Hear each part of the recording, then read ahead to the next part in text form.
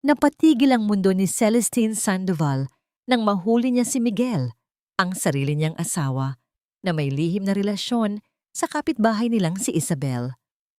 Sa halip na gumuho, nakipag-alyansa siya kay Anton upang ibunyag ang isang mapanlinlang na ghost project at isuko sa batas ang mga traidor. Kapag tuluyang naglaho ang tiwala at pag-ibig, sapat ba ang hustisya upang muling bumangon ang isang babae mula sa pagkawasak? Isang halimuyak, iyon lang. Isang amoy na hindi dapat naroroon, ngunit sapat na para maghasik ng lason sa perpektong gabing pinaghandaan ni Celestine Sandoval. 10 taon. Isang dekada ng pagsasama nila ni Miguel de Leon. Ang bawat sulok ng kanilang malawak na tahanan sa Paraiso Village ay pinalamutian niya ng mga alaala at pangarap. Ang mamahaling red wine na nakasalin sa 2 kristal na kopita, ang malambing na tunog ng jazz music mula sa speaker, at ang bango ng paboritong pagkain ni Miguel na niluto niya. Lahat ay bahagi ng isang perpektong larawan. Ngunit huli na si Miguel. 2 oras na siyang huli. Traffic cell, "I'm so sorry babe," sabi nito nang sa wakas ay pumasok sa pinto. Bahagyang ginugulo ang buhok na palaging maayos na naka-view model. May bigla ang meeting kasama ang mga investors. You know how it is. Ngumiti si Celestine. Isang ngangiting pinilit niyang abutin ang kanyang mga mata. It's okay. Ang mahalaga, nakauwi ka na. Lumapit si Miguel at niyakap siya. At sa sandaling iyon, sa pagitan ng init ng kanyang katawan at ng pamilyar na amoy ng kanyang aftershave, may nasinghot si Celestine, isang matamis, bulaklakin at mapang-akit na halimuyak, isang pabangong pambabae, isang pabangong hindi kanya. Nanigas siya sa kinatatayuan.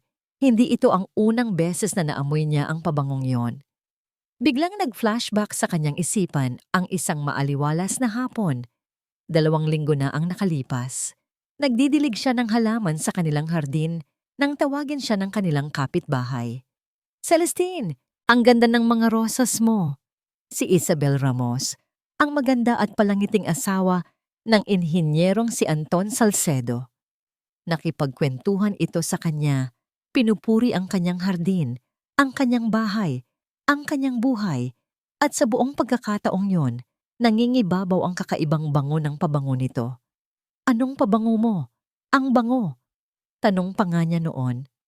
"Oh, this? It's my favorite," sagot ni Isabel na may matamis na ngiti. "A gift from my husband." Ngayon, ang amoy na yon ay nakakapit sa damit ng sarili niyang asawa.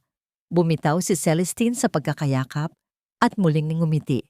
"Halika na, kumain na tayo. Lalamig ang pagkain." Ang hapunan ay naging isang pagtatanghal.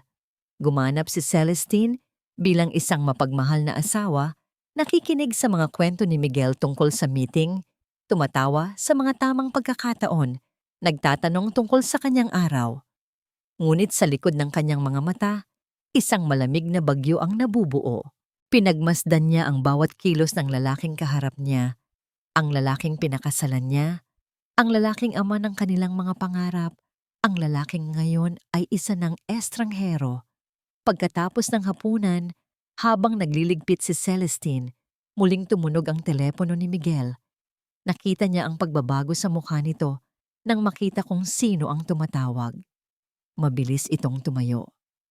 "Babe, I have to take this. Emergency lang sa project." Lumabas ito patungo sa hardin upang sagutin ang tawag. Hindi na kailangan ni Celestine hulaan kung sino iyon. Ang puso niya ay parang pinipiga, ngunit ang kanyang isip ay nagiging mas malinaw sa bawat segundong lumilipas. Nang bumalik si Miguel, ang kanyang muka ay balisa. "Cel, I'm really sorry. Kailangan kong umalis. May problema sa site. I promise, babawi ako sa'yo." Hindi siya sumagot. Tinitigan niya lamang ito, sinusubukang hanapin ang kahit katiting na bakas ng pagsisinungaling, ngunit sanay na si Miguel. Hinalikan siya nito sa noo. Isang halik na ngayon ay parang yelo sa kanyang balat at mabilis na umalis. Naiwan si Celestine sa katahimikan ng kanilang malaking bahay. Ang jazz music ay tila isang panunuya. Ang natirang pagkain sa mesa ay tila isang paalala ng kanyang kabiguan. Ngunit hindi siya umiyak. Sa halip, kinuha niya ang susi ng kanyang kotse.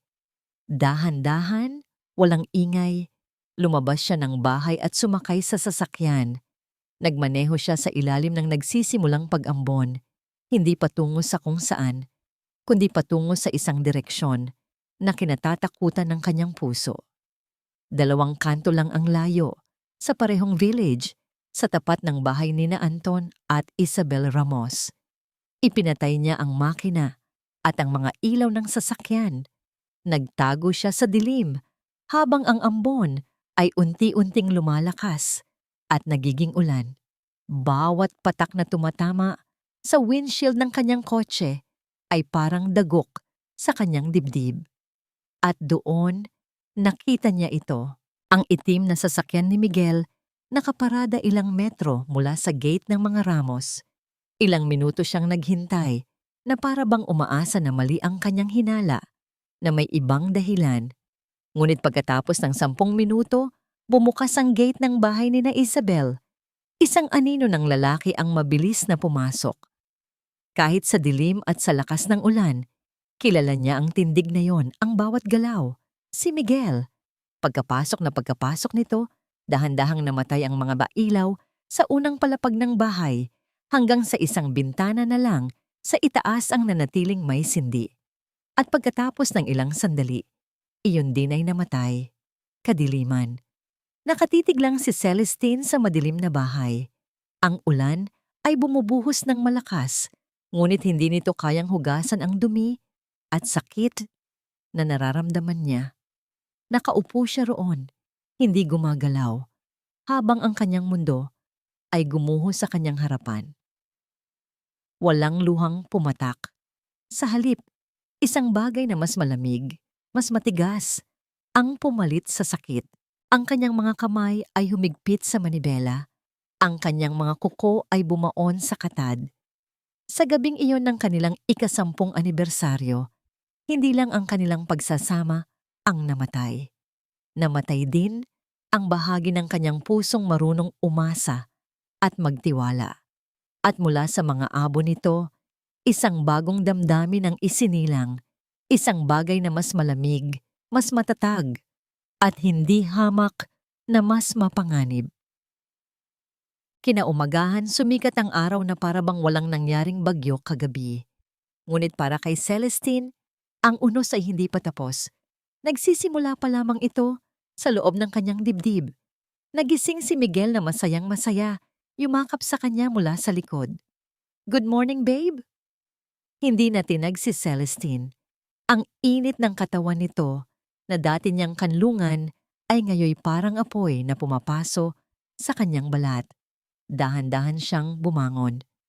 "Good morning. Maghahanda na ako ng almusal." Sa hapagkainan, ang katahimikan ay nababalot ng tensyon na si Celestine lang ang nakakaramdam. Si Miguel, sa kabilang banda, ay kampante.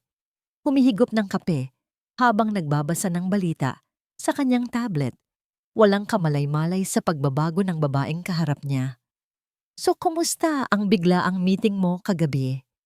Tanong ni Celestine. Ang kanyang boses ay kalmado.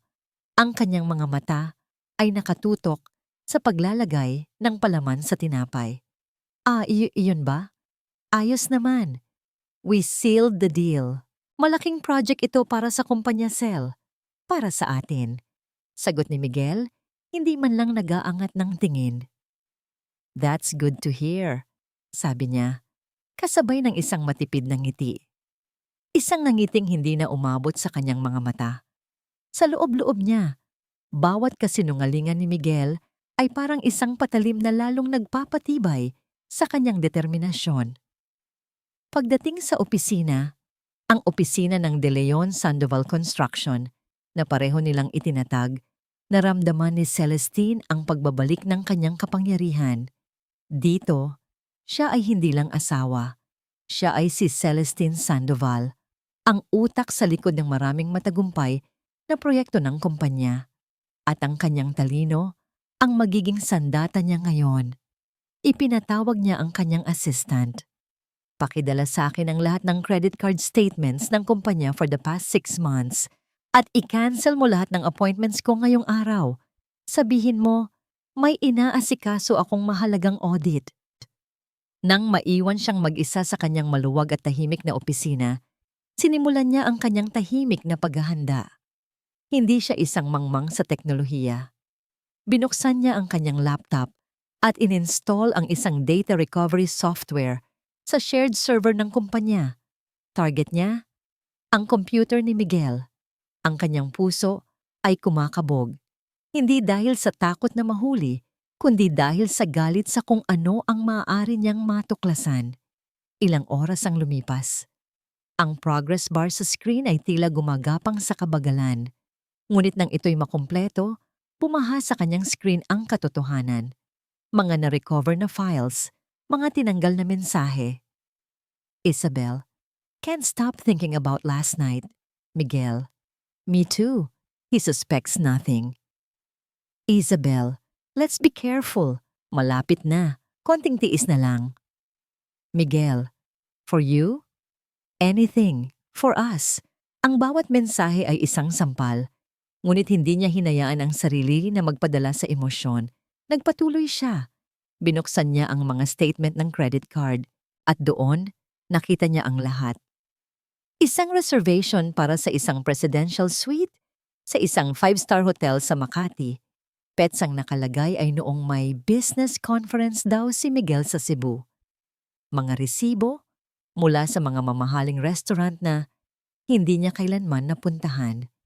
At ang pinakamasakit, isang resibo mula sa isang kilalang jewelry store para sa isang brilyanteng kwintas na nagkakahalaga ng ₱250,000. Isang regalong hindi para sa kanya. Isinara niya ang kanyang mga mata, huminga ng malalim upang pigilan ang nagbabadyang mga luha. Ang galit ay parang asidong sumusunog sa kanyang mga ugat. Hindi lang ito simpleng kataksilan. Pagnanakaw ito. Pagnanakaw sa kumpanyang pinaghirapan niya, sa kinabukasang binuo niya. Muli niyang ibinalik ang kanyang atensyon sa computer. Isinulat niya sa search bar ang pangalan, Isabel Ramos. Lumabas ang kanyang social media profile at doon nakita niya ang isang larawan, isang wedding photo. Nakangiti si Isabel habang kayakap ang isang lalaking may simpleng nangiti at mabait na mga mata. Ang caption, with my one and only Anton Salcedo. Anton Salcedo, ang asawa. Ang isa pang biktima. Tinitigan ni Celestine ang mukha ni Anton sa larawan. Nakita niya rito ang kaparehong tiwala na minsan ay nasa kanyang mga mata. Isang tiwalang na ngayon ay dinurog na. Sa sandaling iyon, isang ideya ang nabuo sa kanyang isipan. Isang ideya na mapanganib, ngunit kinakailangan. Tumayo siya at lumapit sa salaming bintana ng kanyang opisina. Tanaw ang buong lungsod. Gabi na pala. Hindi niya namalayan ang paglipas ng oras. Ang mga ilaw ng syudad ay kumikislap sa ibaba. Bawat isa ay tila isang mundong walang pakialam sa gulo ng kanyang mundo. Huminga siya ng malalim, pinapakalma ang sarili. Ang paghihiganti na puno ng galit ay magulo at padalos-dalos. Ang kailangan niya ay hustisya. At ang hustisya ay nangangailangan ng plano, ng estratehiya, ng isang alyansa. Kinuha niya ang isang bagong SIM card mula sa kanyang drawer, isang bagay na palagi niyang dala para sa mga confidential na transaksyon sa negosyo. Isinalpak niya ito sa isang luma, ngunit gumaganang telepono. Hinanap niya ang numero ni Anton Salcedo sa direktoryo ng kanilang village. Nagring ito ng ilang beses. Balak na sana niyang ibaba nang may sumagot. Hello? Isang boses ng lalaki, pagod at bahagyang nag-aalinlangan. Naghari ang katahimikan sa linya. Nagdadalawang isip si Celestine sa huling pagkakataon, ngunit nang maalala niya ang lahat ng kasinungalingan, ang pabango, ang mga ninakaw na sandali at pera, ang kanyang determinasyon ay tumigas na parang bakal.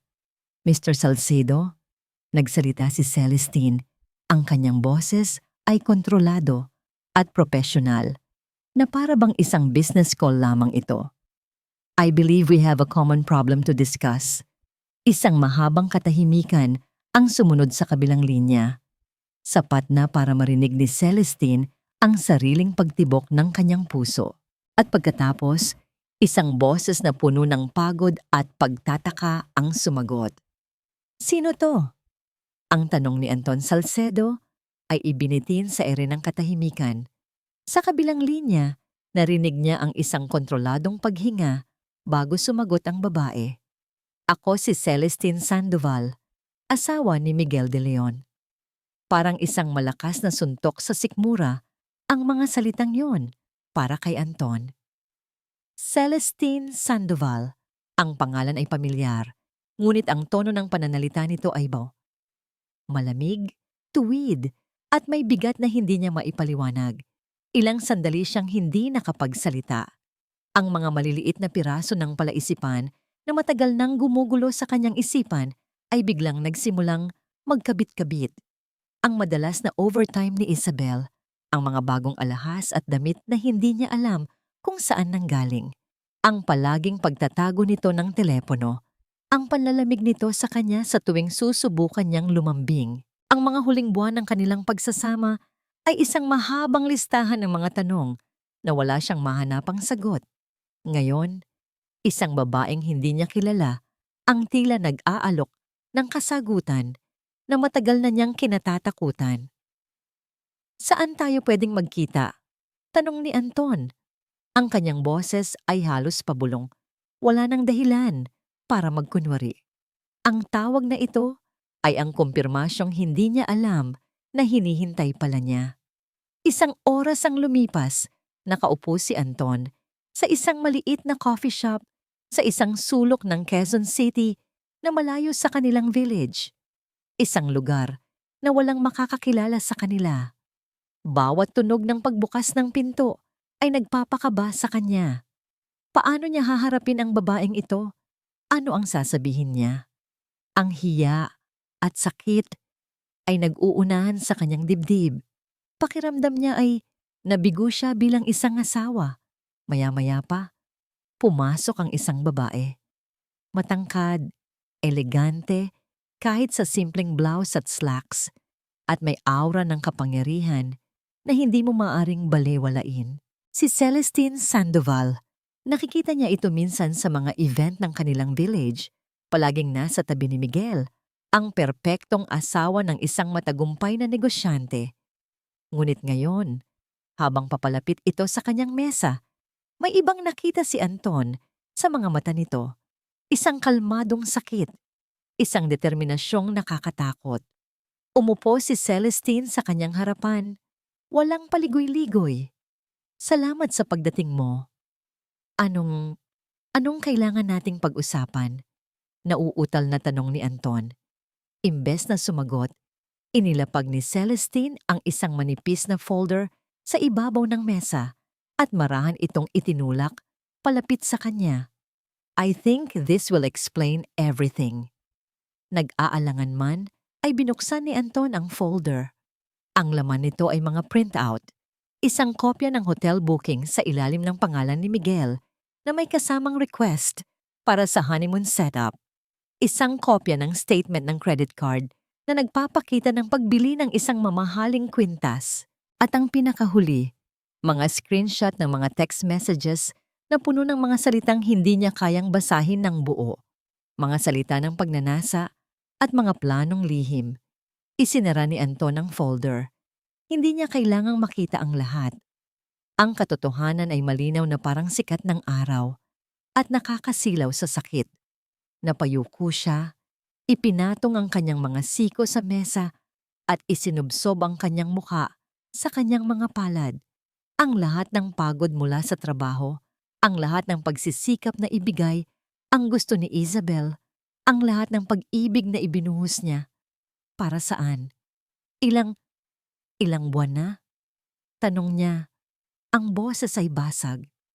Hindi ko alam, mahinang sagot ni Celestine. At sa totoo lang, hindi na yon ang mahalaga ngayon. Inangat ni Anton ang kanyang mukha. Nakikita niya ang sarili niyang sakit sa mga mata ni Celestine, ngunit wala itong bahid ng luha. Anong ibig mong sabihin? Nung una, ang gusto ko lang ay saktan sila, tulad ng pananakit nila sa atin. Pag-amin ni Celestine, ang kanyang boses ay tumigas. Gusto kong gumawa ng iskandalo. Gusto kong isampal sa kanila ang lahat ng ito. Pero napagtanto ko, ang paghihiganti na dala ng emosyon ay para sa mga talunan. Tumingin siya ng diretso kay Anton. Ang asawa mo ay hindi lang nakikipagrelasyon sa asawa ko, Anton. Tinutulungan niya itong nakawan ako. Ang mga binibili niyang regalo para kay Isabel, ang mga date nila sa mamahaling hotel. Galing iyon sa pera ng kumpanyang dugot pawis kong itinatag. Doon nagbago ang lahat para kay Anton. Ang sakit ay napalitan ng galit. Ang hiya ay napalitan ng determinasyon. Naalala niya ang lahat ng reklamo ni Isabel tungkol sa kanyang sahod. Ang pilit nitong paghingi ng mas malaking bahay, ng mas bagong kotse. Habang siya ay nagpapakapagod sa pagiging isang tapat na inhinyero, ang asawa niya ay masayang gumagastos ng perang hindi kanya, ng perang ninakaw mula sa isa pang babaeng nagtatrabaho. Anong plano mo? Tanong ni Anton. Ang kanyang boses ay buo na at matatag. Isang bahagyang nangiti ang sumilay sa mga labi ni Celestine. Isang nangiting hindi masaya, kundi puno ng isang malamig na layunin. Hindi natin sila susugurin. Hindi tayo iiyak. Magmamasid tayo, makikinig, at mag-iipon ng ebidensya. Hahayaan natin silang magpatuloy sa kanilang mga plano, sa kanilang kasinungalingan, hanggang sa sila mismo ang magbigay sa atin ng lubid na isasabit sa kanilang mga leeg. Itinayo niya ang kanyang kamay sa ibabaw ng mesa. Hindi ito para sa paghihiganti, Anton. Ito ay para sa hustisya, para mabawi natin ang dignidad at ang ari-arian na pilit nilang kinukuha sa atin. Tinitigan ni Anton ang kamay ni Celestine. Sa sandaling iyon, hindi niya nakita ang asawa ng kalaguyo ng kanyang asawa. Ang nakita niya ay isang kakampi. Isang taong nakakaintindi sa sakit na pinagdadaanan niya.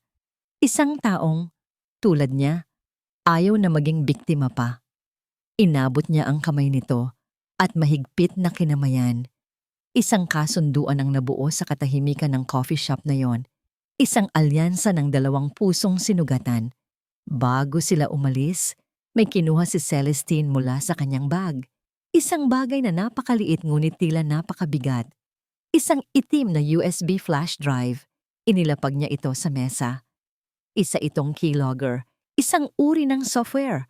Kapag na-install mo ito sa computer ni Isabel, lahat ng tinatype niya, mga password, email, chat messages, ay maitatala at ipapadala sa isang secure na email.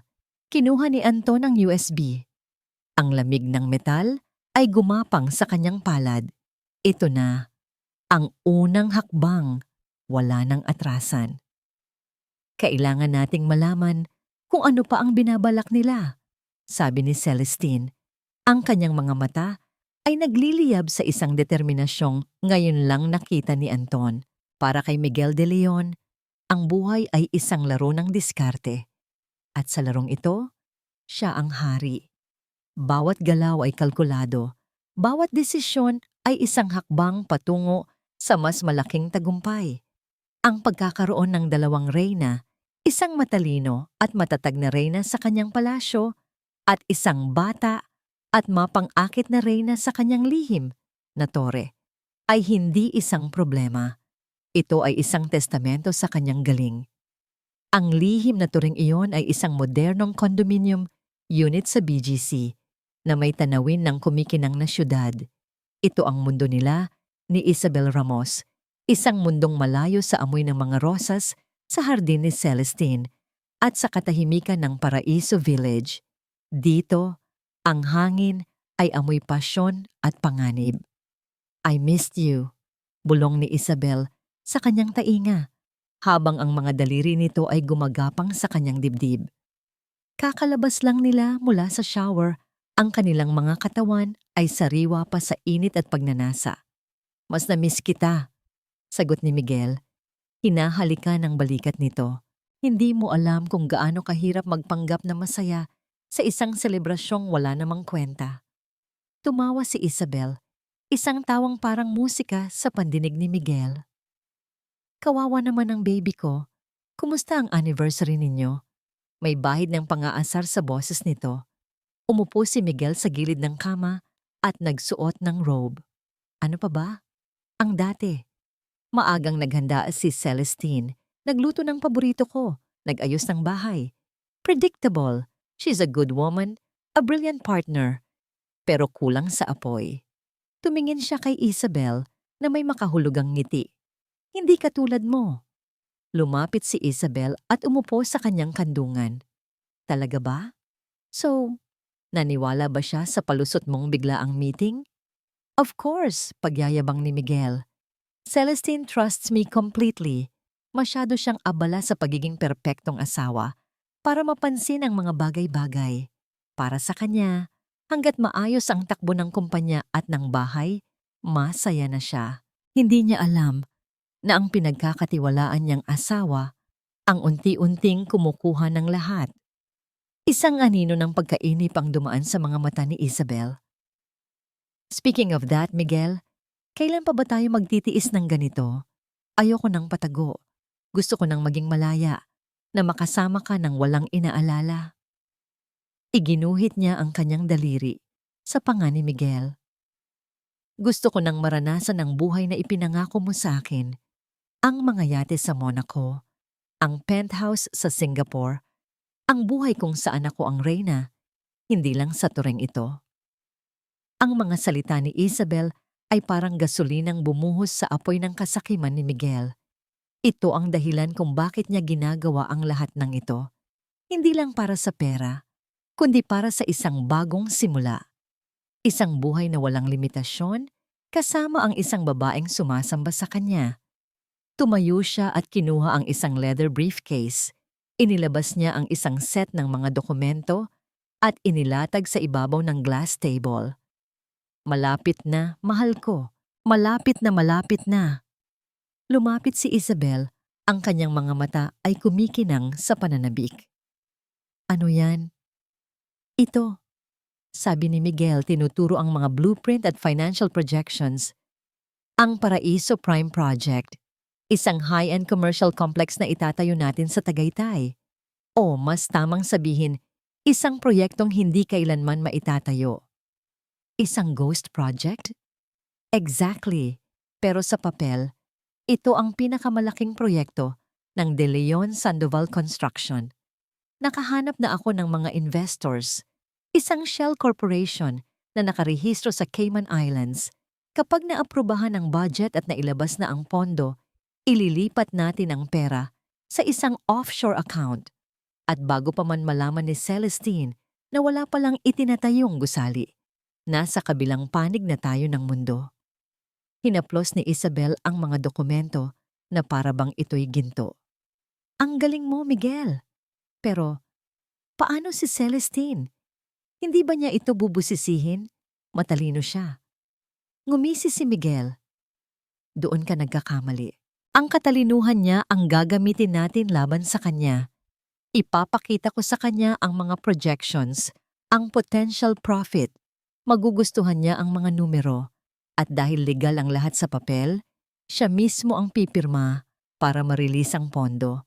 Gagamitin natin ang tiwala niya bilang ating pinakamalaking sandata. Bumalik si Miguel sa kanilang bahay sa Paraiso Village bago maghating gabi. Nadatnan niya si Celestine na nagbabasa sa sala, naghihintay sa kanya. Ang asawa niya. Ang reyna ng kanyang palasyo. Ngumiti ito sa kanya. Isang ngangiting pagod, ngunit puno ng pagmamahal. Sa kanyang paningin. Kumusta ang emergency sa site? Tanong nito. Naayos din. Don't worry about it. Sagot niya. Hinalikan ito sa noo. Pumunta siya sa kanilang silid, nagbihis at nahiga sa kama. Habang pinagmamasdan niya si Celestine na nag-aayos sa salamin, isang pakiramdam ng kapangyarihan ang bumalot sa kanya. He was the king of the world. Nasa kanya ang lahat. Ang isang babaeng nagbibigay sa kanya ng katatagan at ang isa pang nagbibigay sa kanya ng pagnanasa. At malapit na niyang makuha ang yaman na magbibigay daan sa kanya upang piliin ang buhay na gusto niya. Naramdaman niyang nag-vibrate ang kanyang telepono sa bedside table. Tiningnan niya ito ng palihim. Isang mensahe mula kay Isabel. Binuksan niya ito. Nakahanap na ako ng buyer para sa ghost project natin. Lahat ay handa na. Pirma na lang ni Celestine ang kulang. Napangiti si Miguel sa dilim. Ang laro ay malapit nang matapos. Checkmate. Ang gabi ay naging kanlungan ni Celestine at Anton. Sa ilalim ng dilim, habang ang Paraiso Village ay mahimbing na natutulog, ang 2 taong pinagtaksilan ay nagsisimula ng kanilang sariling laro. Isang laro ng anino at pasensya. Ang pinakamahirap na bahagi para kay Anton ay ang pag-install ng software. Naghintay siya ng tamang pagkakataon. Isang gabi, kung kailan matagal na naliligo si Isabel. Habang nagpapatugtog ng malakas na musika, ang puso niya ay dumadagundong sa kanyang dibdib sa bawat pag-click ng mouse. Pakiramdam niya ay isa siyang kriminal sa sarili niyang pamamahay. Ngunit sa tuwing maaalala niya ang laman ng folder na ipinakita ni Celestine, ang kaba ay napapalitan ng isang matatag na determinasyon. Sa loob ng 5 minuto, matagumpay niyang na-install ang keylogger. Isang maliit na hakbang na magbubukas ng pinto sa mundo ng mga kasinungalingan ni Isabel. Kinagabihan, nagkita sina Celestine at Anton sa isang madilim na parking lot ng isang 24-hour convenience store. Ito ang naging bago nilang routine. Walang mag-uusap sa telepono, walang text messages, tanging mga personal na pagkikita sa mga lugar na hindi inaasahan. Sa loob ng sasakyan ni Celestine, binuksan niya ang kanyang laptop. "May nakuha na ba tayo?" tanong niya. Ang kanyang boses ay mahina, ngunit puno ng pag-asa. "Tingnan natin," sagot ni Anton. Nag-log in si Celestine sa secure email na kanilang ginawa. At doon, nagsimulang pumasok ang mga unang piraso ng impormasyon. Mga password sa social media, mga email, at mga fragment ng chat conversations. Karamihan ay mga ordinaryong bagay, online shopping, pakikipag-usap sa mga kaibigan. Ngunit sa gitna ng lahat, may isang bagay na nakaagaw ng kanilang pansin. Isang email draft na hindi ipinadala, na save sa account ni Isabel. Ito ay para kay Miguel. Subject, Paraiso Prime Project Mahal. Na-review ko na ang mga dokumento. Mukhang malinis, pero kailangan nating bilisan. Nararamdaman kong nagiging impatient na ang buyer natin. Siguraduhin mong makukuha mo ang pirma ni C this week. Remember? This is our one-way ticket to freedom. Paraiso Prime Project. Basa ni Celestine ng malakas. Kumunot ang kanyang noo. Wala akong alam na proyektong ganyan. Isang ghost project, sabi ni Anton. Naaalala ang mga salita ni Isabel tungkol sa pagiging mas mayaman pa kay Celestine. Isang paraan para makakuha ng pondo sa kumpanya ninyo ng legal sa papel, pero ang pera ay mapupunta sa kanila. Isang malamig na agos ang gumapang sa mga ugat ni Celestine. Ang lalim ng kataksilan ay higit pa sa kanyang inaakala. Hindi lang ito pagnanakaw ng pera. Ito ay isang planong wasakin ang pundasyon ng lahat ng pinaghirapan niya. Kailangan nating malaman ang lahat ng detalye tungkol sa proyektong ito.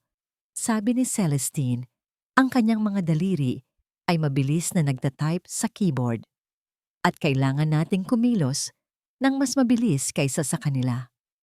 Kinabukasan, habang si Miguel ay nasa isang meeting sa labas, ginamit ni Celestine ang pagkakataon para gumawa ng sarili niyang mga hakbang. Una, tinawagan niya ang kanyang personal na financial advisor. "Gusto kong ilipat ang lahat ng aking personal assets, ang mga stock, ang mga investment na nakapangalan lang sa akin, sa isang bagong trust fund na ang tanging beneficiary ay ang kapatid ko. I need this done immediately and quietly," utos niya. Sunod, tinawagan niya ang isang pribadong investigador na dati nang nakatrabaho ng kanilang kumpanya para sa mga background check. May ipapatrabaho ako sa'yo. Discretion is key. Gusto kong malaman ang lahat ng galaw ng dalawang tao. Ibinigay niya ang mga pangalan, Miguel de Leon at Isabel Ramos. Gusto kong malaman kung sino ang mga kausap nila, saan sila nagpupunta, at sino ang buyer na tinutukoy nila para sa isang proyektong tinatawag na Paraiso Prime. Ang mga araw na sumunod ay naging isang ehersisyo ng sukdulang pagpipigil para kay Celestine. Sa umaga, siya ang butihing asawa at epektibong business partner. Ngumingiti siya kay Miguel, tinatanong ang tungkol sa kanyang araw, at pinapakinggan ang mga kasinungalingan nito tungkol sa mga bagong proyekto. Ngunit sa gabi, siya ay nagiging isang anino, kasama si Anton, na pinagdugtong-dugtong ang mga piraso ng katotohanan. Isang gabi, habang sila'y nasa loob na naman ng sasakyan, tumunog ang telepono ng investigador. Ipinadala nito ang isang set ng mga litrato sa email ni Celestine, mga litratong kuha mula sa malayo. Si Miguel at Isabel, magkahawak kamay na pumapasok sa isang condominium sa BGC. Ngunit ang mas nakakuha ng atensyon ni Celestine ay ang ikatlong litrato. Si Miguel at Isabel na may kausap na isang lalaki sa lobby ng isang hotel. Ang lalaki ay nakatalikod, ngunit ang kanyang tindig ay tila pamilyar. "Sino siya?" tanong ni Anton. "Hindi ko alam," sagot ni Celestine. Pinalalaki ang imahe sa screen. "Pero malalaman natin." Habang papalapit na ang hating gabi, nagpasya na silang umuwi. Ang bawat paghihiwalay ay may kasamang bigat. Sila ay dalawang estranghero na pinagbuklod ng isang karaniwang sakit, mga sundalo sa isang digmaang walang nakakaalam. Nang malapit nang bumaba si Anton sa kanyang sasakyan, biglang tumunog ang telepono ni Celestine. Isang unknown number. Nag-aalangan man ay sinagot niya ito at inilagay sa loudspeaker. Isang garalgal na boses ang narinig nila, ang boses ng pribadong investigador. "Mrs. Sandoval, may nakuha akong impormasyon. Ang lalaking kausap nila, may record siya, estafa, financial fraud.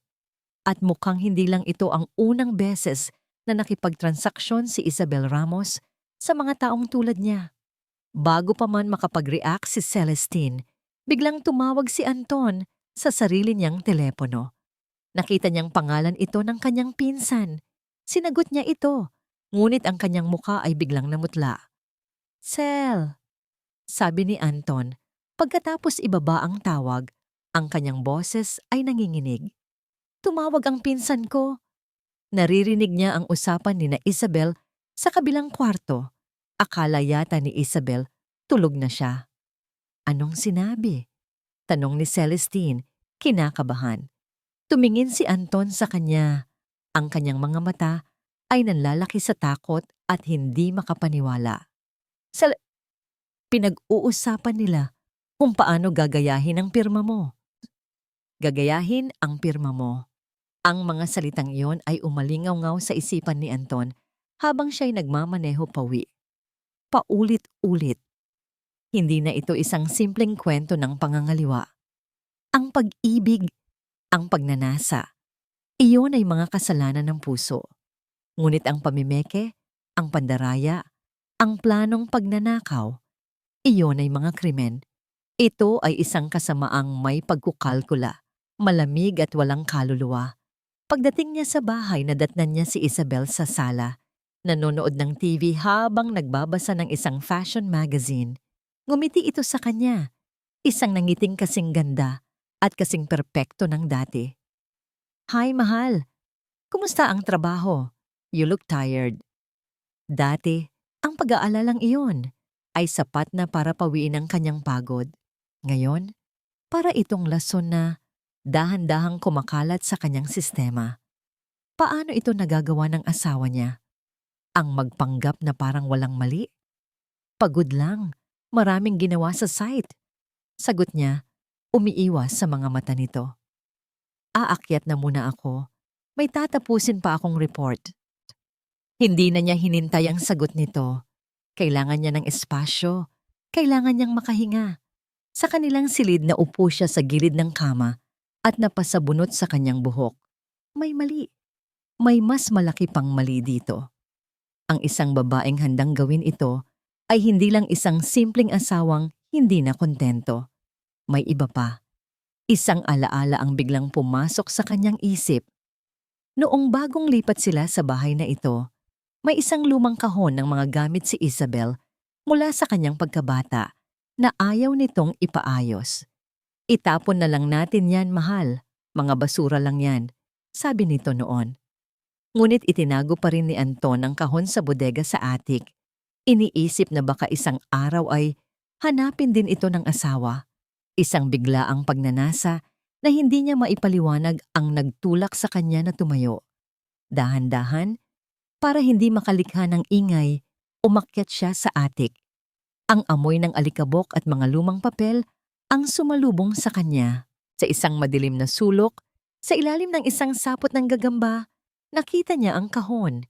Dala ang kahon, bumalik siya sa kanilang silid at maingat na isinara ang pinto.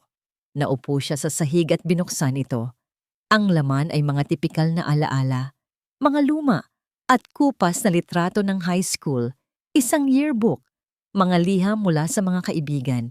Ngunit sa ilalim ng lahat ng ito, may isang bagay na nakaipit sa isang lumang wallet. Isang school ID. Kinuha niya ito. Ang litrato ay walang dudang si Isabel. Mas bata, mas inosente ang itsura, ngunit siya pa rin iyon. Subalit ang pangalan na nakasulat sa ilalim ng litrato ay hindi Isabel Ramos. Jennifer Reyes. Paulit-ulit na binasa ni Anton ang pangalan. Jennifer Reyes. Sino si Jennifer Reyes? Nagkamali lang ba siya ng basa? Ngunit malinaw ang pagkakasulat. Bakit iba ang pangalan ng kanyang asawa? Dala ng isang matinding kaba, binuklat niya ang yearbook. Hinanap niya ang pangalang Isabel Ramos sa listahan ng mga nagtapos. Wala. Ngunit nang hanapin niya ang pangalang Jennifer Reyes, nakita niya ang parehong litrato mula sa ID. Parang umikot ang kanyang mundo. 5 taon na silang kasal, ngunit ngayon niya lang nalaman na ang babaeng pinakasalan niya ay maaring hindi talaga ang taong inaakala niya. Kinuha niya ang kanyang telepono. Sa yearbook, sa tabi ng pangalan ni Jennifer Reyes, may mga dedication mula sa mga kaibigan. Isa sa mga pangalan ay pamilyar, si Carla. Minsan nang nabanggit ni Isabel si Carla bilang isang dating kaibigan na matagal na niyang hindi nakikita. Sa tulong ng social media, mabilis niyang nahanap ang profile ni Carla. Nag-aalangan man, pinindot niya ang call button. Hello? Sagot ng isang babae sa kabilang linya. Hello, is this Carla? Pasensya na sa abala. Panimula ni Anton. Pinipilit na maging kalmado. Ako si Anton Salcedo. Asawa ako ni Isabel. Katahimikan. Pasensya na, pero wala akong kilalang Isabel. Sagot ni Carla, ang boses ay maingat. Siya rin si Jennifer Reyes, sabi ni Anton. Muling naghari ang katahimikan mas matagal ngayon. Ano ang kailangan mo? Tanong ni Carla. Ang tono ay nagbago. May bahid na ng pag-iingat at takot. Gusto ko lang malaman, bakit niya pinalitan ang pangalan niya? May nangyari ba? Pakiusap ni Anton. Nag-aalala lang ako sa kanya. Isang malalim na buntong hininga ang narinig ni Anton. Look, Mr. Salcedo, ayoko nang makialam dyan. Matagal na yon. Ang masasabi ko lang, umalis ka na habang maaga pa. Please, sabi ni Anton. Ang kanyang boses ay halos magmakaawa na. Kailangan kong malaman para sa sarili ko. Marahil ay narinig ni Carla ang desperasyon sa kanyang boses. Okay, sabi nito pagkatapos ng ilang sandali. Pero pagkatapos nito, huwag mo na akong tatawagan ulit. Si Jenny, si Jennifer. Hindi siya masamang tao noon. Matalino, ambisyosa. Pero may nangyari. May nakilala siyang mayaman na negosyante, mas matanda sa kanya. Nahulog ang loob ng lalaki sa kanya. Pinangakuan siya ng lahat. Isang araw, Kinumbinsi ni Jenny ang lalaki na mag-invest sa isang negosyo. Isang negosyong wala naman pala. Pagkatapos makuha ang pera, naglaho na lang si Jenny na parang bula. Iniwan niya ang lahat, pamilya, kaibigan. Simula noon, wala na kaming narinig tungkol sa kanya. Hanggang ngayon, parang bombang sumabog sa pandinig ni Anton ang kwento. Isang modus, isang scam ang kanyang asawa. Pagkatapos ng tawag, napaupo si Anton sa sahig, tulala. Tiningnan niya ang mga mamahaling gamit sa kanilang silid, ang mga signature bag ni Isabel, ang mga alahas, ang mga painting sa dingding. Lahat ng ito, saan nga ba talaga nanggaling? Galing ba sa kanyang pinaghirapan o sa mga luhang ninakaw mula sa ibang lalaking nagmahal din dito? Ang katotohanan ay mas masakit pa sa simpleng kataksilan. Ang asawa niya ay hindi lang isang babaeng nangaliwa. Isa siyang propesyonal, isang mandaraya. At si Miguel de Leon, si Miguel ay hindi lang basta kalaguyo. Si Miguel, kasama ang lahat ng pera at kapangyarihan nito, ang perpektong target. Nanginginig ang mga kamay na kinuha ni Anton ang kanyang telepono at tinawagan ang secure number ni Celestine. Nang sumagot ito, walang emosyon niyang sinabi ang mga salitang magpapabago sa lahat. Celestine, kailangan mong malaman, nagkamali tayo ng akala. Huminga siya ng malalim. Hindi si Miguel ang kalaguyo niya. Siya ang susunod na biktima. Hindi si Miguel ang kalaguyo niya. Siya ang susunod na biktima. Ang mga salita ni Anton ay parang bombang sumabog sa loob ng sasakyan ni Celestine. Winawasak ang lahat ng natitirang piraso ng kanyang pangunawa. Sa isang iglap, ang kwento ng kataksilan na alam niya ay naging isang bagay na mas madilim, mas komplikado, at hindi hamak na mas mapanganib. What are you talking about? Tanong ni Celestine. Ang kanyang boses ay nanatiling kalmado sa labas. Ngunit sa loob, isang bagyo ng pagkalito at takot ang namumuo. Anton, explain yourself. Nagkita sila kinabukasan ng madaling araw sa basement parking ng isang halos abandonadong gusali. Isang lugar na malamig, konkreto, at walang makakarinig sa kanila. Inilatag ni Anton sa hood ng sasakyan ang lahat ng kanyang natuklasan. Ang lumang yearbook, ang kopya ng school ID na may pangalang Jennifer Reyes at ang kwento ng dati nitong kaibigan tungkol sa isang modus ng panloloko. Habang tinitingnan ni Celestine ang litrato ng mas batang Isabel o Jennifer, isang malamig na kuryente ang gumapang sa kanyang buong katawan. Hindi ito ang mukha ng isang babaeng nagmahal ng mali. Ito ang mukha ng isang taong may kalkuladong plano. Lahat ay biglang nagkaroon ng katuturan. Ang pagmamadali ni Isabel, ang biglaang pagiging agresibo ni Miguel sa mga plano sa negosyo, mga planong dati ay tinatawanan lang nito. Ang pagiging kampante ni Miguel na hindi siya mahuhuli, hindi ito kayabangan ng isang lalaking nagtataksil. Ito ay ang pagkabulag ng isang taong nasa ilalim ng isang spell, isang taong ginagamit na kasangkapan. Ang Paraiso Prime Project, bulong ni Celestine, ang mga piraso ng palaisipan ay mabilis na nabubuo sa kanyang isipan. Hindi iyon ideya ni Miguel. Ideya iyon ni Isabel, isang ghost project para mahuthot ang pondo ng kumpanya. Iyon ang kanyang modus operandi. Ginamit na niya ito dati at inuulit niya lang ngayon sa mas malaking sukat. Napatingin siya kay Anton. Ang kanyang mga mata ay nanlalamig sa katotohanan. Your wife is a professional con artist at ang asawa ko ang kanyang pinakabagong proyekto. Ang bigat ng kanilang sitwasyon ay bumagsak sa kanilang dalawa. Ang kalaban nila ay hindi lang isang pares ng mga taong nagtaksil. Ang kalaban nila ay isang bihasang manloloko na walang pakialam kung sino ang masaktan at isang makapangyarihang lalaki na bulag na sumusunod dito. Anong gagawin natin, Cel? Tanong ni Anton. Ang kanyang boses ay puno ng kawalan ng pag-asa. Kung sasabihin natin kay Miguel ang totoo, maniniwala ba siya? O mas lalo lang siyang kakapit kay Isabel? Baka isipin niyang nagseselos ka lang. Tama si Anton. Sa puntong ito, si Miguel ay masyado ng malalim sa bitag. Ang puso at ego nito ay hawak na ni Isabel. Ang anumang pagtatangkang isiwalat ang katotohanan ay ituturing nitong isang atake. Naupo si Celestine sa bumper ng kanyang kotse. Ang kanyang isip ay tumatakbo ng mas mabilis kaysa dati.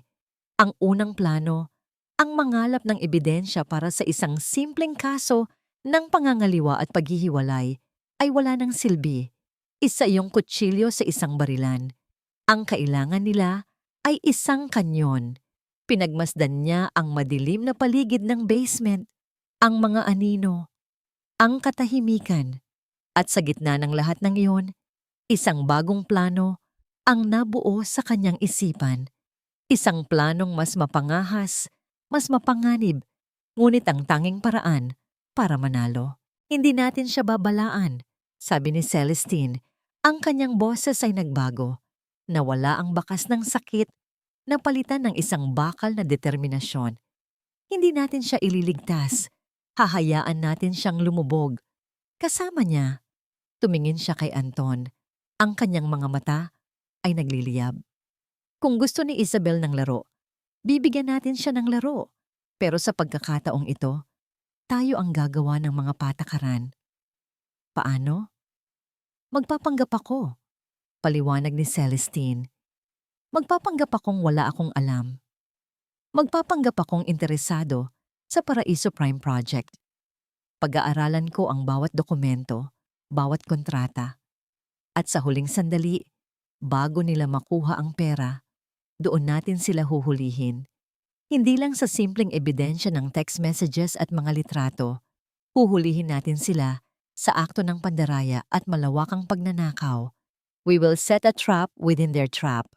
Ang panganib ng plano ay halata sa mukha ni Anton, ngunit nakita rin niya ang luhika dito. Ito ang tanging paraan para masigurong hindi lang sila mapaghihiwalay, kundi mapapanagot sa batas. Hindi na natin sila basta hihiwalayan, Anton, sabi ni Celestine. Ang kanyang mga salita ay kasing tigas ng sementong sahig na kanilang kinatatayuan. Ipapakulong natin sila. Kinagabihan, pag-uwi ni Celestine, nadatnan niya si Miguel sa sala. May hawak itong bote ng champagne at 2 kopita. Ang mukha nito ay nagliliwanag sa tagumpay. Cel, I have the best news. Masayang bati nito. Naaprubahan na ng mga investors ang final proposal para sa Paraiso Prime Project. This is it, babe. Ito na ang magdadala sa kumpanya natin sa next level. Lumapit ito sa kanya. Ang mga mata ay nagniningning sa kasakiman na napagkakamalan nitong ambisyon. Inabot nito sa kanya ang isang makapal na folder. Here are the final documents. Kailangan ko lang ng pirma mo. Basahin mo. I'm sure you'll be impressed. Kinuha ni Celestine ang folder. Ang bigat nito sa kanyang mga kamay ay parang bigat ng isang armas. Tumingin siya kay Miguel, sa asawa niyang walang kamalay-malay, na ang babaeng kaharap niya ay hindi na ang asawang kilala nito. Ngumiti siya. Isang matamis at mapagpaniwalang ngiti. Of course, mahal. I'll review it tonight. Sa likod ng namang ngiting yon, ang isip ni Celestine ay nag-iisip na parang isang gagamba. Dahan-dahang hinahabi ang isang sapot sa paligid ng 2 langaw na masayang lumilipad palapit sa kanilang katapusan. Para kay Miguel, ang mga sumunod na araw ay parang isang panaginip na malapit ng magkatotoo. Ang tagumpay ay abot kamay na niya. Ang kailangan na lang niya ay ang huling piraso ng puzzle, ang pirma ni Celestine. Ngunit ang pirasong yon ay nagpapatunay na mas mahirap makuha kaysa sa inaasahan niya. Cel, natapos mo na bang basahin? Tanong niya isang umaga habang nag-aalmusal sila. Ito na ang 3 beses niyang nagtanong sa loob ng 2 araw. Tumingin si Celestine mula sa financial newspaper na binabasa nito. Almost done, Miguel. Marami lang akong tinitingnan. You know me. I'm meticulous. Lalo na sa ganito kalaking investment, gusto kong siguraduhin na lahat ng anggulo ay nasuri natin. May punto siya. Ganoon naman talaga si Celestine. Maingat, mabusisi. Iyon ang isa sa mga dahilan kung bakit naging matagumpay ang kanilang kumpanya. Ngunit ngayon, ang katangiang yon na dati niyang hinahangaan ay nagiging isang malaking abala. Ang pagkainip ay nagsisimulang gumapang sa kanyang sistema. Sa kanilang kondominium sa BGE, si Isabel ay mas lalong walang pasensya. Anong sabi niya? Bakit hindi pa rin niya pinipirmahan? Tanong nito. Ang boses ay may bahid ng panik. Baka may alam na siya, Miguel. Baka naghihinala na siya. Relax, Isabel. Sabi ni Miguel. Sinusubukang pakalmahin ito habang pinapakalma rin ang sarili. Ganyan lang talaga si Celestine. She's a perfectionist. Binabasa niya ang bawat letra sa fine print. Trust me, wala siyang alam. Kung may alam siya, matagal nang may gera sa bahay. Ngunit sa kabila ng kanyang mga salita, isang maliit na binhi ng pagdududa ang nagsimulang tumubo sa isipan ni Miguel. Tila nag-iba si Celestine. Ang dating init sa mga mata nito ay napalitan ng isang kalmadong distansya. Ang kanyang mga ngiti ay tila mas kalkulado. O baka naman, imahinasyon lang niya ito. Dala ng kanyang konsensya at pagkainip. Isang gabi, pumasok siya sa kanilang home office para kunin ang folder ng Paraiso Prime. Nakita niya si Celestine na seryosong nakatutok sa laptop nito. Sa tabi nito, may isa pang folder na nakabukas. Sinulyapan niya ito. Montenegro Properties Acquisition. Ano yan? Tanong niya. Ito ba? Sagot ni Celestine. Hindi inaalis ang tingin sa screen. Isang potential acquisition.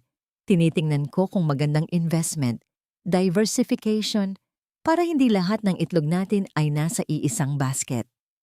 Isang alon ng ginhawa ang dumaan kay Miguel. Ito pala ang pinagkakaabalahan nito. Isang bagong proyekto. Kaya pala hindi pa nito natututukan ang Paraiso Prime. Mas mabuti na ito. Ang ibig sabihin lang nito ay wala talaga itong hinala. Masyado itong abala sa sarili nitong mga plano. Ang hindi niya alam, ang folder na yon ay isang pain. Isang katang-isip na proyekto na ginawa ni Celestine para ilihis ang kanyang atensyon. Sa sobrang pagkainip, si Miguel ay nagsimulang gumawa ng mga pagkakamali. Isang hapon, habang nasa opisina, nag-email siya kay Isabel gamit ang kanyang official company email. Subject: Update. I'm running out of patience. We need to speed this up. I'll try to pressure her tonight. Make sure our buyer is ready to transfer the funds as soon as we get the signature. Ilang segundo pagkatapos niyang isend ang email, nagsisi siya. Basic rule. Huwag gumamit ng company assets para sa mga lihim na transaksyon. Mabilis niyang tinanggal ang email sa kanyang sent folder. Ngunit huli na ang lahat. Sa isang madilim na sasakyan, ilang blok ang layo, nakita ni na Celestine at Anton ang email na pumasok sa kanilang monitoring software. Isang kopya nito ay automatikong na-save. Isa na namang piraso ng ebidensya. Kinagabihan, ginamit na ni Miguel ang kanyang huling baraha, ang emosyonal na blackmail. Cel, ano pa ba ang problema? Sabi niya, ang kanyang boses ay puno ng pinaghalong pag-aalala at pagkadismaya. Pinaghihirapan ko ito para sa atin, para sa kinabukasan natin. Hindi mo ba nakikita? O wala ka na bang tiwala sa akin? Natahimik si Celestine. Tumingin ito sa kanya at sa unang pagkakataon, sa loob ng maraming araw, nakita ni Miguel ang isang pamilyar na emosyon sa mga mata nito. Isang bakas ng sakit at pag-aalinlangan. Ngunit mabilis itong nawala, napalitan ng isang buntong hininga. Hindi sa ganoon, Miguel. Mahinang sabi nito. Sige na, tama ka. Masyado lang siguro akong nag-iingat. Pumunta ito sa home office. Sinundan siya ni Miguel. Ang kanyang puso ay kumakabog sa pananabik. Nakita niyang binuksan nito ang folder ng Paraiso Prime. Kinuha ang isang fountain pen mula sa desk. at tinitigan ang pahina kung saan kailangan ang pirma niya. Ito na, ang sandaling hinihintay niya, ang katapusan ng lahat ng paghihirap. Tumingin muli si Celestine sa kanya. Let's set a meeting with everyone tomorrow. Ang mga investors, ang mga abogado. Gusto kong formal na isara ang deal na ito sa harapan ng lahat. Of course, babe. Anything you want. Mabilis na sagot ni Miguel, sinusubukang itago ang kanyang tuwa. At pagkatapos, sa ilalim ng liwanag ng desk lamp, pinirmahan ni Celestine Sandoval ang dokumento.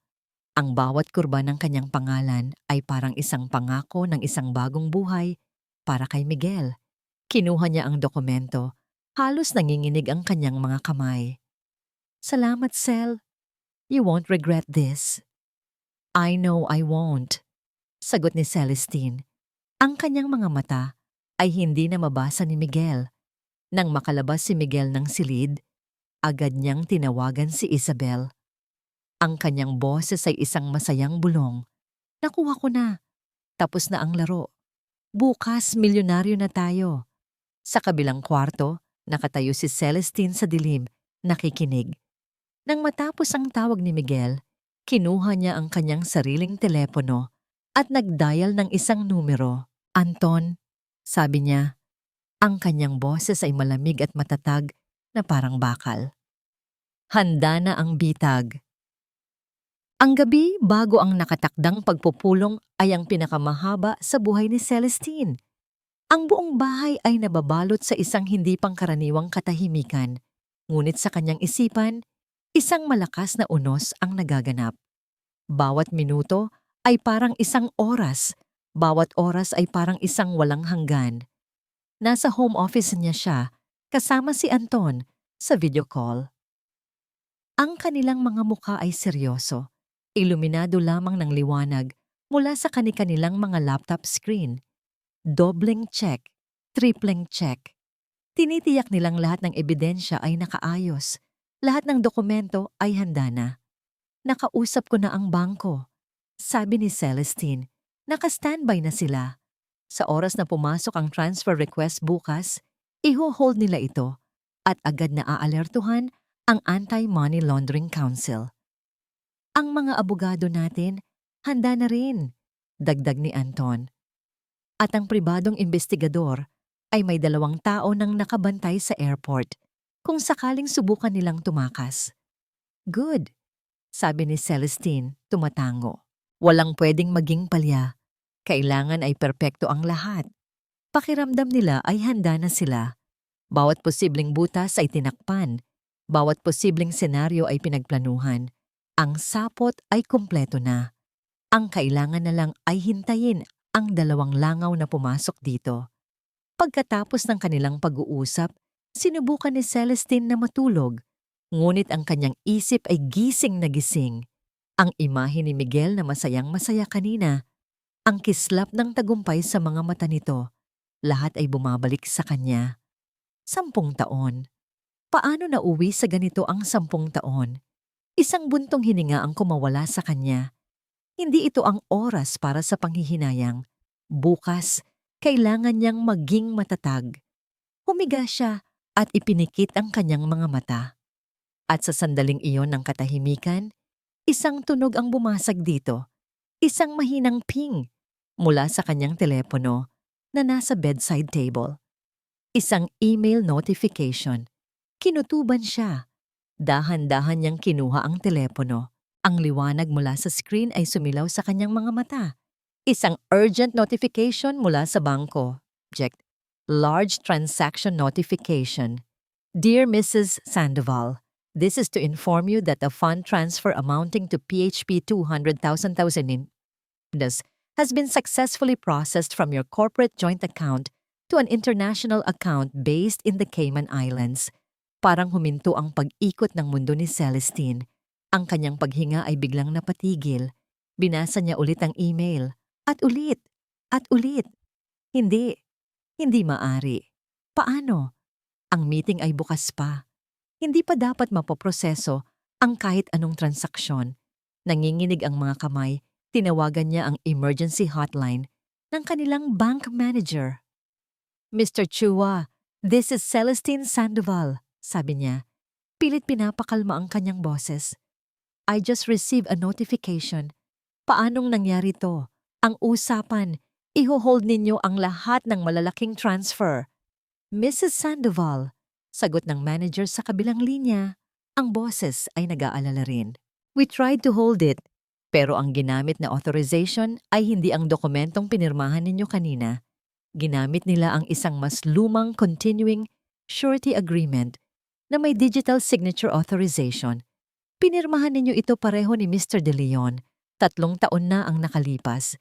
It gives him the authority to process large-scale transfers basta may pre-approved project proposal at ang Paraiso Prime proposal ay naka-attach sa transfer request. Isang lumang kasunduan, isang legal na butas na hindi niya nakita, isang bitag sa loob ng kanyang bitag. Naunahan siya. Sila. Can you stop it? Can you reverse it? Halos magmakaawang tanong ni Celestine. I'm sorry, Mrs. Sandoval. Dahil international wire transfer ito, dadaan pa ito sa maraming clearinghouses.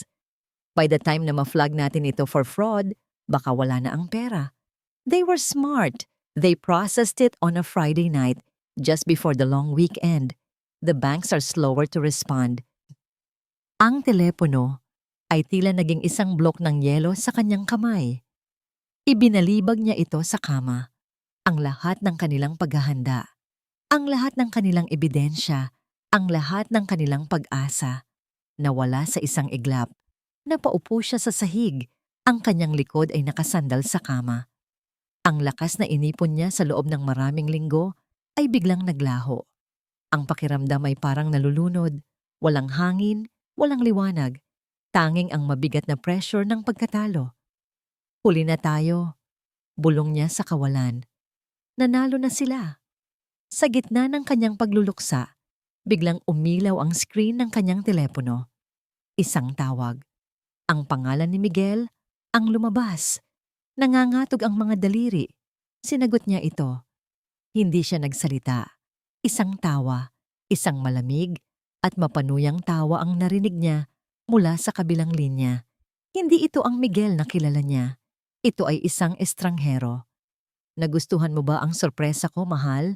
Sabi ng boses ni Miguel. Puno ng pagmamayabang na hindi na tinatago. Sabi ko naman sa'yo, magaling ako sa negosyo. Naisip ko, bakit pa natin hihintayin ng bukas kung pwede namang kunin na ngayon? Isang boses ng babae ang narinig niya sa background. Si Isabel. Tumatawa rin. I hope you don't mind, my love. Pagpapatuloy ni Miguel. Kinuha ko lang ng mas maaga ang para sa akin, ang para sa amin. Huwag mo na kaming hanapin. By the time you wake up, we'll be halfway across the globe. Enjoy your perfect house, Celestine, dahil yan na lang ang natira sa'yo. Pagkatapos ay ibinaba nito ang tawag. Naiwan si Celestine sa katahimikan ng silid. Ang bawat salita ni Miguel ay parang mga punyal na tumatarak sa kanyang puso. Talo na siya. Ang lahat ay nawala.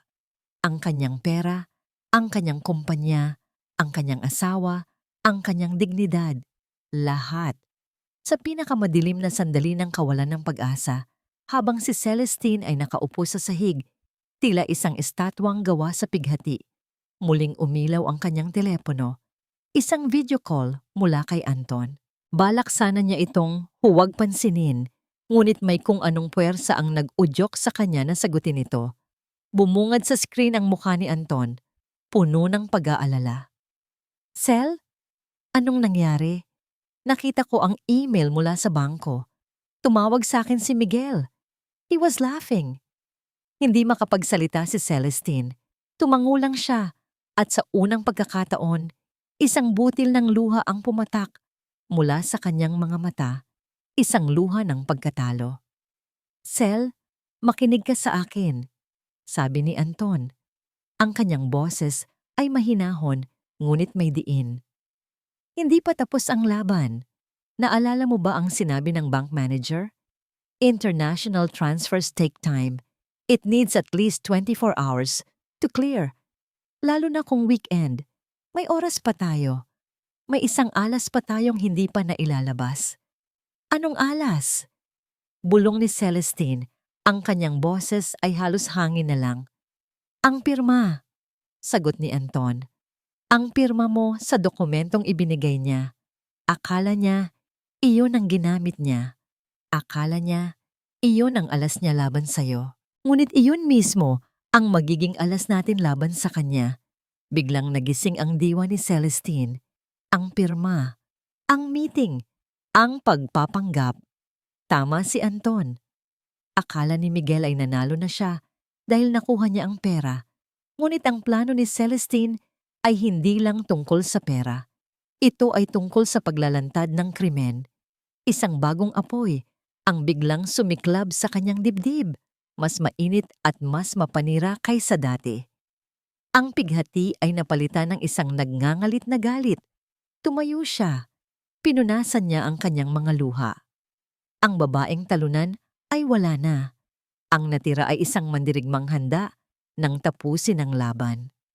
Tama ka, sabi ni Celestine. Ang kanyang boses ay matatag na ngayon. The meeting will proceed as planned. Kinaumagahan, ang conference room ng De Leon Sandoval Construction ay malamig at formal. Naroon ang mga abogado ng kumpanya at ilang board members na ipinatawag ni Celestine para sa isang urgent matter. Ilang minuto ang lumipas, bumukas ang pinto. Pumasok si Miguel de Leon. Ang kanyang mukha ay puno ng pagtataka at bahagyang inis. Sa likod niya ay si Isabel Ramos, nakasuot ng isang mamahaling bestida. Ang kanyang ngiti ay halong panunuya at tagumpay. Celestine, what is the meaning of this? Tanong ni Miguel. Nagpapanggap na walang alam. Akala ko ba simpleng pirmahan lang ito? Bakit narito ang buong board? Maupo ka, Miguel, sabi ni Celestine. Ang kanyang boses ay kasing lamig ng hangin sa silid. Maupo kayong dalawa. Nagkatinginan sina Miguel at Isabel bago naupo. Kitang-kita ang kanilang pagiging kampante. Para sa kanila, ito ay isang formalidad na lang, isang huling pag-arte, bago ang kanilang pagtakas. Hindi na nagsalita pa si Celestine. Sa halip, tumayo siya at pinatay ang mga ilaw. Isang malaking screen sa likod niya ang biglang umilaw. Ang unang lumabas ay isang litrato, isang hotel booking confirmation. Pagkatapos, isang resibo ng isang brilyanteng kwintas. Familiar? Tanong ni Celestine. Ang kanyang boses ay umalingaw-ngaw sa tahimik na silid. Namutla si Miguel. Nawala ang nangiti sa mga labi ni Isabel. Sunod na lumabas sa screen ay mga screenshot ng kanilang mga text messages, ang kanilang mga lihim na pag-uusap, ang kanilang mga plano, ang kanilang mga tawanan sa likod niya. This is ridiculous. Invasion of privacy. To! Sigaw ni Miguel tumatayo. Umupo ka! Utos ni Celestine. Ang kanyang boses ay parang isang latigo.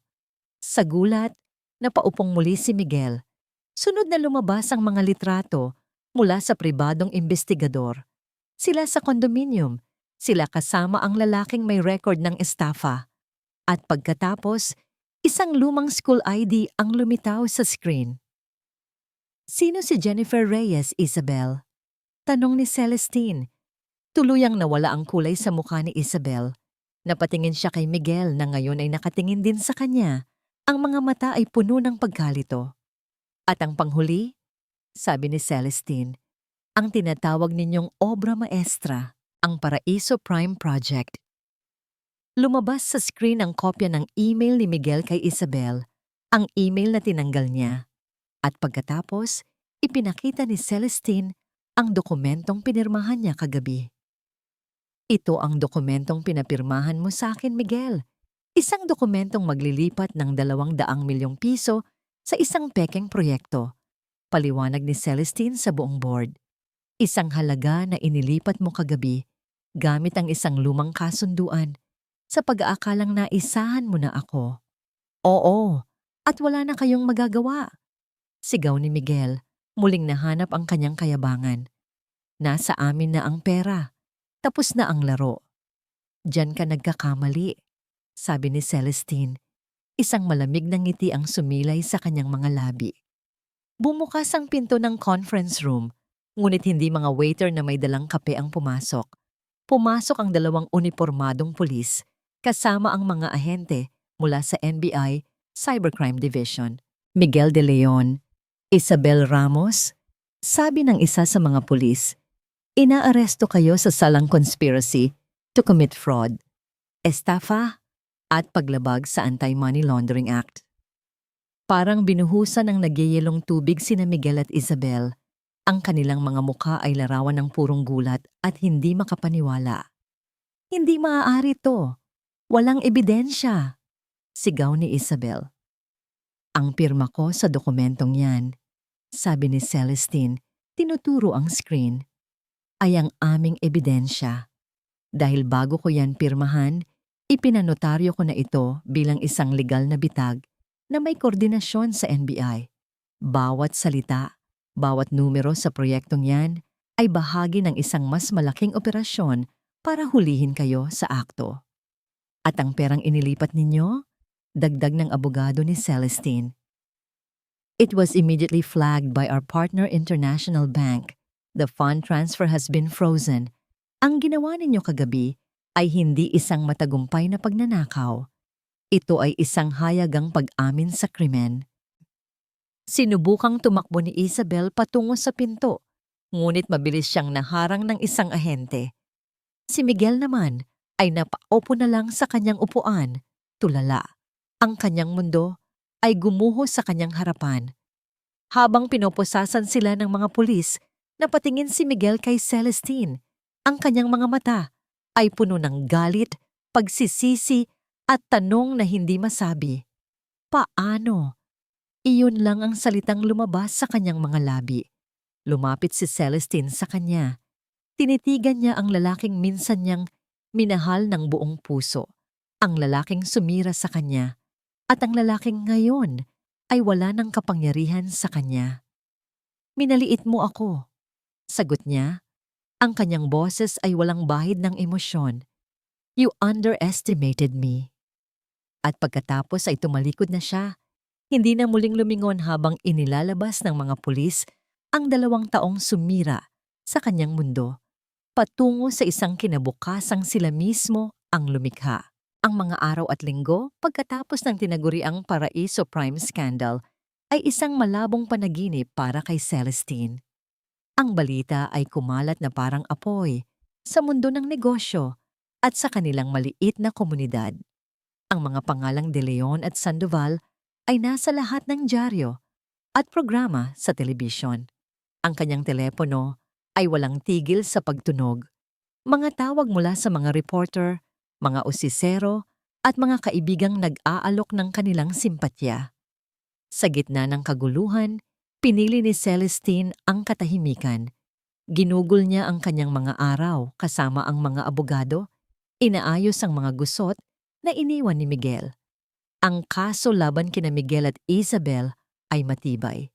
Ang mga ebidensyang inilatag niya, kasama pa ang mga testimonya mula sa iba pang mga biktima ni Jennifer Reyes na lumitaw, ay sapat na para masigurong mananatili sila sa kulungan sa loob ng mahabang panahon. Ang proseso ng annulment ay sinimulan na rin niya. Mabusisi, nakakapagod, ngunit kailangan.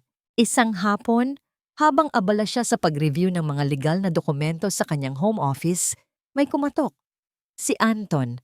Sa loob ng mga nagdaang linggo, si Anton ang naging kanyang tahimik na sandalan. Walang drama, walang mga tanong na hindi kailangan. Isang kaibigan lang na nakakaintindi. Nagdala ako ng kape, sabi nito. May hawak na 2 tasa.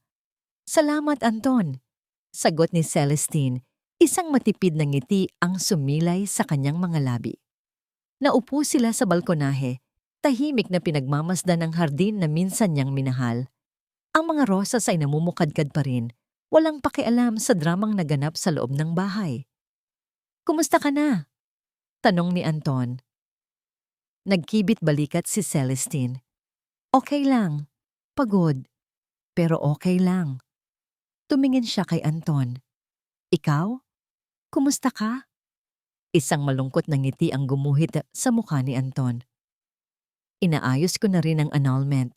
Nakakahiya sa mga magulang ko pero kailangan. Minsan, tinatanong ko ang sarili ko kung may nagawa ba akong mali.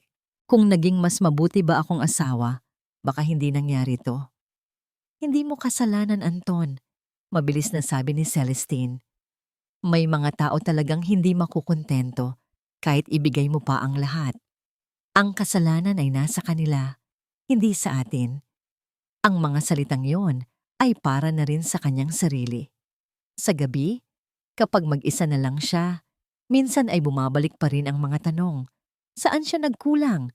Paano niya hindi nakita ang mga senyales? Ngunit unti-unti, natutunan niyang tanggapin na ang kasagutan ay simple lang. Hindi niya ito kasalanan. Isang araw, habang nililibot niya ang kanyang malaking bahay, napagtanto niya ang isang bagay. Ang bawat sulok ay may alaala. Ang sala, kung saan sila nag-usap tungkol sa kanilang mga pangarap. Ang kusina kung saan niya ipinagluto si Miguel ng libu-libong beses. Ang silid-tulugan. Ang bahay na ito, na dati niyang itinuring na isang paraiso, ay isa na ngayong magandang kulungan ng mga alaala. At para tuluyang makalaya, kailangan niya itong iwan. Kinabukasan, tinawagan niya ang isang real estate agent. I want to sell the house. Ang desisyon ay nagbigay sa kanya ng isang kakaibang kapayapaan. Sa mga sumunod na araw, sinimulan niyang ayusin ang kanyang mga gamit. Bawat bagay ay isang pagbabalik-tanaw. May mga bagay na nagpapaiyak sa kanya. May mga bagay na nagpapangiti. Ngunit ang pinakamahalaga, may mga bagay na nagpapaalala sa kanya kung sino siya bago pa dumating si Miguel. Sa ilalim ng kanilang kama, sa isang kahon na matagal nang nakatago, nakita niya ang kanyang mga lumang college portfolio. Mga sketch ng mga gusali, mga disenyo ng mga bahay na pinangarap niyang itayo. Nakita niya roon ang isang batang Celestine na puno ng pangarap, isang babaeng gustong lumikha, hindi lang maging asawa ng isang CEO. Sa huling araw niya sa bahay, pagkatapos makuha ng mga movers ang lahat ng kahon, isang bagay na lang ang natira sa dingding ng sala. Ang kanilang malaking wedding portrait. Siya at si Miguel, nakangiti sa kamera. Mukhang perpekto at walang problema. Matagal niya itong tinitigan. Pagkatapos, kinuha niya ito mula sa pagkakasabit. Hindi niya ito binasag, hindi niya ito sinunog. Dinala niya ito sa isang kahon, kasama ng iba pang mga alaala. Isinara niya ang kahon at tinatakan. Isang simbolikong pagsasara sa isang kabanata ng kanyang buhay. Nang papalabas na siya ng pinto sa huling pagkakataon, nakita niya si Anton na naghihintay sa labas. Nakasandal sa kotse nito. Sa harapan ng bahay, nakatayo na ang isang malaking sold sign. Sigurado ka na ba dito? Tanong ni Anton. Tumango si Celestine, isang tunay na ngiti ang sa wakas ay umabot sa kanyang mga mata. Siguradong sigurado. Naglakad siya palayo sa bahay, palayo sa mga multo ng nakaraan, at palapit sa liwanag ng isang bagong simula. Bago siya sumakay sa kanyang kotse, inabutan siya ni Anton ng isang calling card. Anton Salcedo, Structural Engineer and Consultant, basa niya. Nag-resign na ako sa dati kong kumpanya. Nagsisimula ako ng sarili ko. Congratulations, Anton, sabi ni Celestine buong puso. Kung sakali, sabi ni Anton, kung sakaling kailanganin mo ng isang magaling na inhinyero sa susunod mong proyekto, tawagan mo lang ako. Itinago ni Celestine ang calling card sa kanyang wallet. I'll keep that in mind. Nagpaalam sila sa isa't isa, hindi bilang dalawang pusong sinugatan, kundi bilang 2 taong nakaligtas, 2 kaibigang handa nang harapin ang bukas sa natumuwa. 6 na buwan ang lumipas. Ang ingay ng Paraiso Prime Scandal ay unti-unti nang humupa, napalitan ng mga bagong balita, ng mga bagong iskandalo. Para sa mundo, ito ay isang lumang kwento na lang. Ngunit para kay Celestine, ang 6 na buwan na yon ay isang paglalakbay pabalik sa kanyang sarili. Ang bago niyang tahanan ay isang modernong penthouse unit sa gitna ng syudad. Mas maliit kaysa sa dati niyang bahay, Ngunit bawat sulok nito ay kanya. Walang multo ng nakaraan, walang mga alaalang kailangan kalimutan. Mula sa kanyang malawak na salaming bintana, tanaw niya ang walang katapusang pag-agos ng buhay sa ibaba. Isang paalala na ang mundo ay hindi tumitigil para sa kahit kaninong pusong nasugatan. Itinatag niya ang sarili niyang kumpanya, Sandoval Design Studio, isang maliit na architectural and design consultancy firm, malayo sa laki at impluensya ng De Leon Sandoval Construction. Ngunit ito ay kanya. Siya ang gumagawa ng desisyon. Siya ang may control. Ang kanyang mga kliyente ay humahanga sa kanya hindi dahil sa kanyang apelyido, kundi dahil sa kanyang talento. Isang umaga, habang pinamumunuan niya ang isang meeting kasama ang kanyang maliit ngunit mahuhusay na team, ang kanyang assistant ay pumasok. "Ma'am Celestine, may sulat po para sa inyo." Kinuha niya ito. Ang selyo sa likod ay mula sa Bureau of Corrections. Alam na niya kung kanino ito galing. Matagal niya itong tinitigan. Ilang buwan na ang nakalipas, baka binuksan niya ito dala ng galit o ng pagnanais na malaman kung nagsisisi na ba ito. Ngunit ngayon, wala na siyang naramdaman. Walang galit, walang sakit. Tanging isang pakiramdam ng pagiging malaya. Hindi niya ito binuksan. Dumiretso siya sa paper shredder at inihulog ito. Habang unti-unting nilalamon ng makina ang papel, kasabay nitong tinunaw ang huling hibla ng koneksyon niya sa lalaking iyon. Pagkatapos ng trabaho, minsan ay dumadaan siya sa isang parke malapit sa kanyang opisina. Nauupo siya sa isang bench, pinagmamasdan ng mga batang naglalaro, ang mga magkasintahang magkahawak kamay na naglalakad, ang mga matatandang masayang nag-uusap. Dati, ang mga tanawing ito ay nagdudulot sa kanya ng kirot, isang paalala ng buhay na nawala sa kanya. Ngunit ngayon, nakikita niya ito bilang isang simpleng larawan ng buhay, maganda, magulo, at puno ng posibilidad. Isang hapon, habang naglalakad siya, tumunog ang kanyang telepono. Si Anton. Naging regular na ang kanilang pag-uusap, hindi bilang mga biktima, kundi bilang magkaibigan na nagkukumustahan. "Sel, nakita mo na ba ang balita?" Masayang tanong ni Anton. "Aling balita?" "Ang building na dinisenyo mo sa Laguna, nanalo ng award, Architectural Design of the Year." Napangiti si Celestine, isang ngangiting totoo at nagmumula sa puso. "Talaga? Hindi ko pa nababasa." "Congratulations! Sabi ko sa'yo eh, you're brilliant," sabi ni Anton. "Kailangan nating i-celebrate yan. Kape, my treat?" "Sure, why not?" sagot niya. Hindi sila nag-usap tungkol sa nakaraan. Nag-usap sila tungkol sa kanilang mga proyekto, sa mga bagong teknolohiya sa construction, sa mga pangarap nila para sa kani-kanilang kumpanya. Sa pagtatapos ng kanilang pag-uusap, naramdaman ni Celestine ang isang gaan na matagal na niyang hindi naramdaman. Ang pagkakaroon ng isang kaibigang nakakaintindi ay isang biyaya. Kung hahantong man iyon sa higit pa sa pagkakaibigan balang araw, hindi niya alam. At sa unang pagkakataon, komportable siya sa hindi pag-alam. Kinagabihan, sa kanyang penthouse, nagtimpla siya ng isang tasa ng tsa. Dala-dala ito, lumabas siya sa kanyang balkonahe. Ang mga ilaw ng syudad ay parang isang karagatan ng mga bituin sa kanyang paanan. Ang hangin ay sariwa at malamig. Tumingala siya sa langit.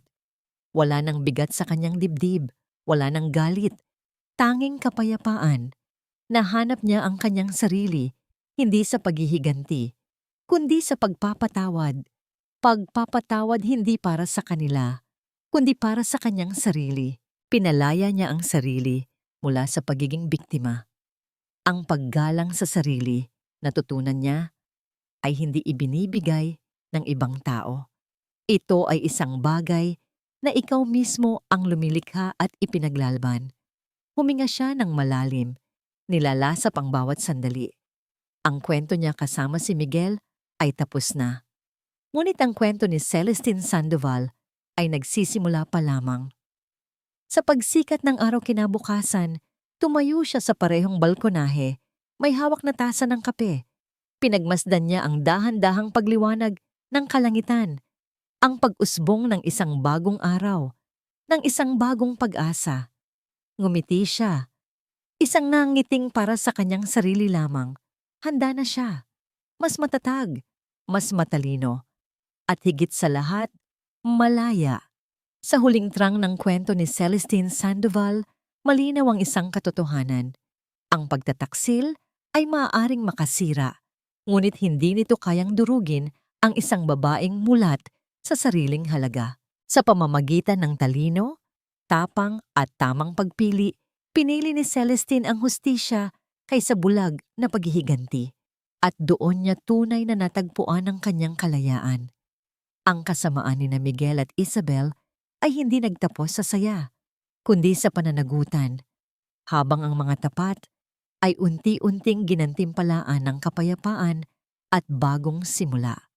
Ang kwentong ito ay paalala na hindi kailanman huli ang lahat para tumayo muli, magsalita, at ipaglaban ang tama. Ikaw, kung ikaw ang nasa kalagayan ni Celestine, pipiliin mo rin ba ang batas kaysa galit? Naniniwala ka ba na sa huli, ang katotohanan ay laging lumilitaw? At kayo, mga kaibigan, kamusta ang puso ninyo ngayon? May pinagdadaanan ba kayong tahimik na laban? Ibahagi ninyo sa comments ang inyong saloobin. Narito kami, handang makinig, dahil ang bawat kwento ninyo ay mahalaga.